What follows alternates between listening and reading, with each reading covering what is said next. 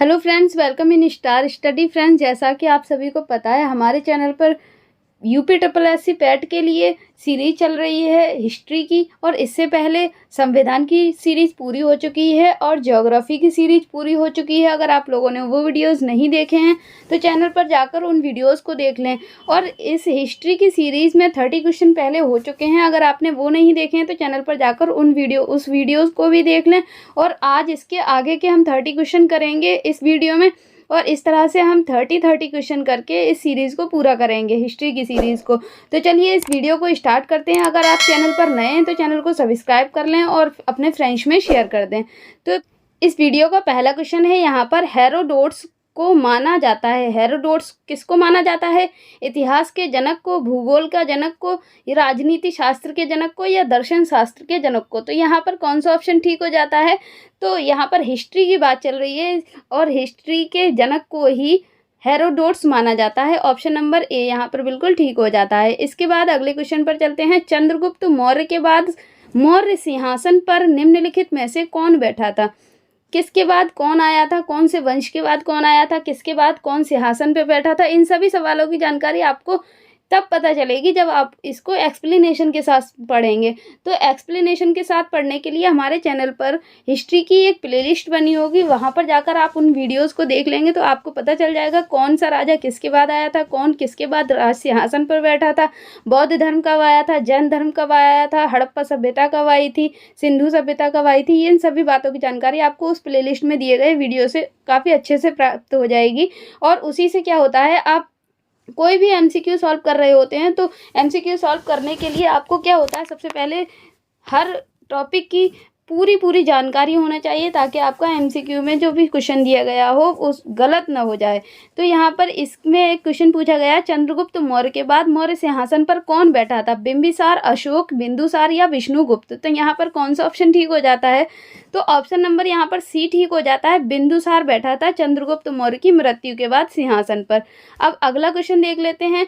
निम्नलिखित में से प्राचीनतम राजवंश कौन सा है? मौर्य वंश, गुप्त वंश, कुषाण वंश या कण्व वंश? अभी ये आपको बताया था कि ये सभी जानकारी आपको कैसे प्राप्त होगी, जब आप इसको एक्सप्लेनेशन के साथ पढ़ेंगे। तो प्लेलिस्ट में जाकर उन वीडियोस को देख लें, जिससे आपको काफ़ी हेल्प मिलेगी। तो यहाँ पर पूछा गया है सबसे प्राचीनतम राजवंश कौन सा है? तो ऑप्शन नंबर ए यहाँ पर ठीक हो जाता है। मौर्य राजवंश जो है वो सबसे प्राचीनतम राजवंश है। अब अगले क्वेश्चन पर चलते हैं। निम्नलिखित में से वह व्यक्ति कौन सा है जिसका नाम देवानाम प्रियदर्शी था? ऐसा कौन सा व्यक्ति है जिसका नाम देवानाम प्रियदर्शी था? मौर्य राजा अशोक, मौर्य राजा चंद्रगुप्त मौर्य, गौतम बुद्ध, भगवान महावीर? तो कौन सा ऑप्शन यहाँ पर ठीक हो जाता है? ऑप्शन नंबर यहाँ पर ए ठीक हो जाता है। मौर्य राजा अशोक का नाम ही देवानाम प्रियदर्शी था।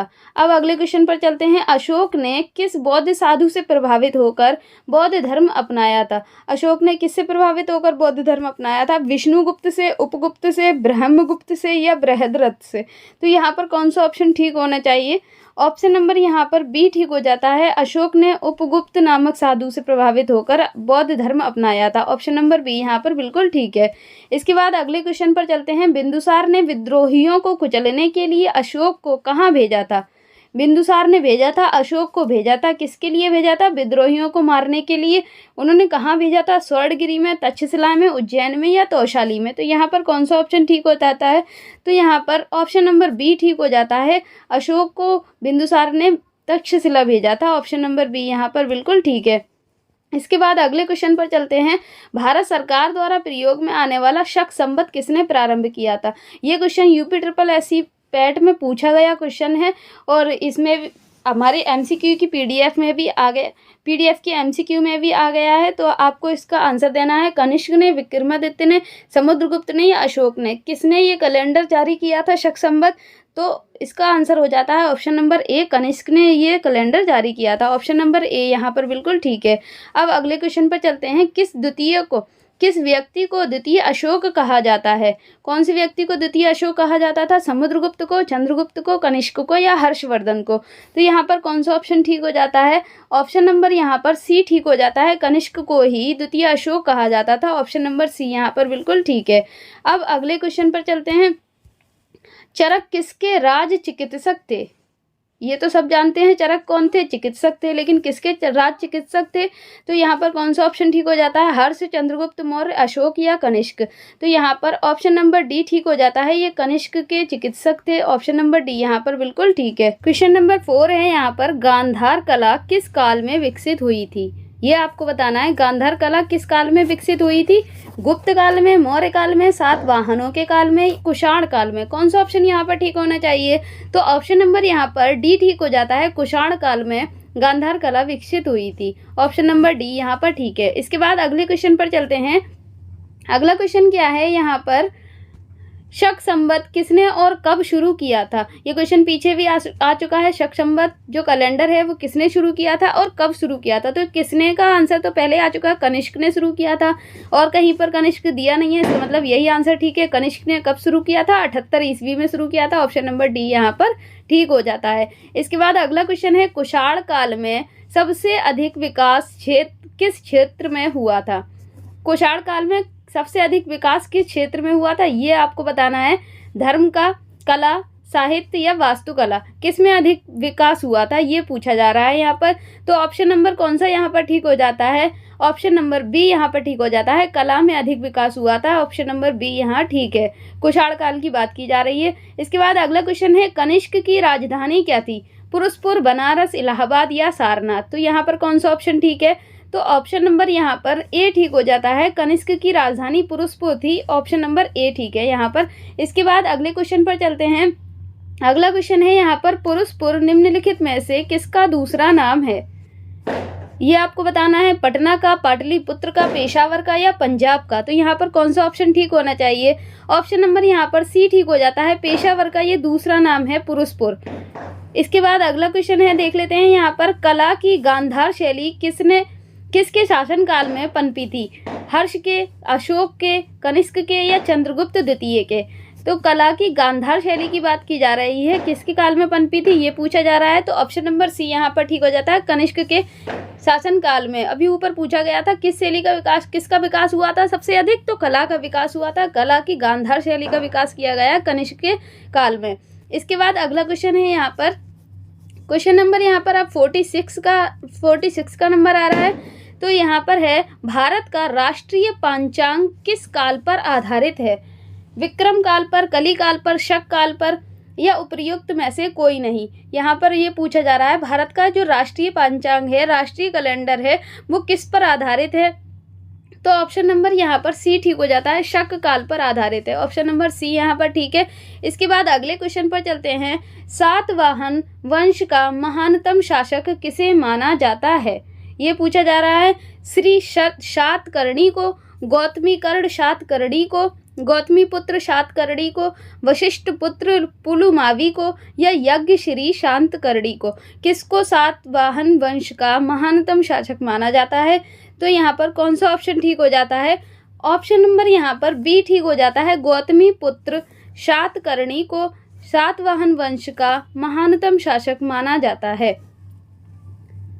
अगला क्वेश्चन है यहाँ पर, निम्नलिखित में से विद्या की सबसे पुरानी पीठ कौन सी है? सबसे पुरानी पीठ मतलब सबसे पुराना विद्यालय कौन सा है? तक्षशिला, नालंदा, उज्जैन या विक्रमशिला विद्यालय? तो कौन सा ऑप्शन यहाँ पर ठीक होना चाहिए? तो ऑप्शन नंबर यहाँ पर ए ठीक हो जाता है। तक्षशिला विद्यालय जो है सबसे प्राचीन और सबसे पुराना विद्यालय है। ऑप्शन नंबर ए यहाँ पर ठीक है, तक्षशिला। इसके बाद अगला क्वेश्चन है, भारत में प्रथम स्वर्ण मुद्राएं किसने चलाई थी? कुषाण ने, यूनानी ने, शक ने या पार्थियन ने? तो सोने की मुद्राएं किसने चलाई थी ये पूछा जा रहा है। भारत में सबसे पहले सोने की मुद्राएं चलाई थी कुषाण ने। ऑप्शन नंबर ए यहाँ पर ठीक है, कुषाण ने सबसे पहले सोने की मुद्राएं भारत में चलाई थी। अगला क्वेश्चन है, पहला ज्ञात गुप्त शासक कौन था? श्रीगुप्त, चंद्रगुप्त, प्रथम गुप्त, श्रीगुप्त, चंद्रगुप्त प्रथम, घटोत्कच या कुमारगुप्त प्रथम? पहला गुप्त शासक पूछा जा रहा है यहाँ पर। तो ऑप्शन नंबर यहाँ पर ए ठीक हो जाता है। श्रीगुप्त जो है वो सबसे पहला गुप्त शासक है। ऑप्शन नंबर ए यहाँ पर ठीक हो जाता है। इसके बाद अगला क्वेश्चन है, गुप्त राजवंश किसके लिए प्रसिद्ध था? कला एवं स्थापत्य के लिए, साम्राज्यवाद के लिए, राजस्व एवं भूमि सुधार के लिए या साहित्यिक कार्यों का संरक्षण करने के लिए? तो यहाँ पर कौन सा ऑप्शन ठीक हो जाता है? तो ऑप्शन नंबर यहाँ पर ए ठीक हो जाता है। कला एवं स्थापत्य के लिए गुप्त राजवंश प्रसिद्ध है। इसके बाद अगले क्वेश्चन पर चलते हैं। गुप्त युग का प्रवर्तक कौन था? गुप्त युग का प्रवर्तक पूछा जा रहा है, कौन था? घटोत्कच, चंद्रगुप्त, श्रीगुप्त या समुद्रगुप्त? ये बताना है आपको कि गुप्त युग का प्रवर्तक कौन था। तो ऑप्शन नंबर यहाँ पर सी ठीक हो जाता है। चंद्रगुप्त को गुप्त युग का प्रवर्तक माना जाता है। इसके बाद और ये ऊपर क्वेश्चन क्या था, गुप्त शासक कौन था? तो गुप्त शासक था अपना श्रीगुप्त, और गुप्त युग का प्रवर्तक कौन था? तो चंद्रगुप्त था।